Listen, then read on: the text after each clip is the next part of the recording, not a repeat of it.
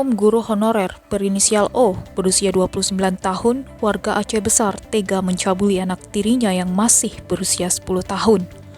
Kapolresta Banda Aceh, Kombes Pol Fahmi Irwan Ramli melalui Kasat Reskrim Kompol Fadila Aditya Pratama mengatakan pencabulan terjadi pada Maret 2022 lalu.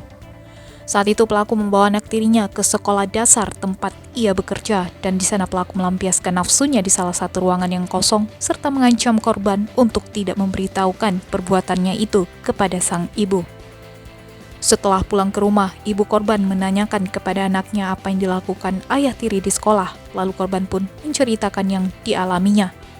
Saat itu ibu korban melarang korban untuk berpergian bersama ayah tirinya lagi. Namun setelah beberapa bulan kemudian, pelaku kembali mengulangi perbuatannya.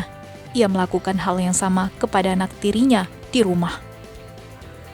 Setelah proses penyelidikan dan penyidikan, pelaku ditangkap di tempat ia bekerja pada Rabu 4 Januari 2023 sekitar pukul 9.50 pagi.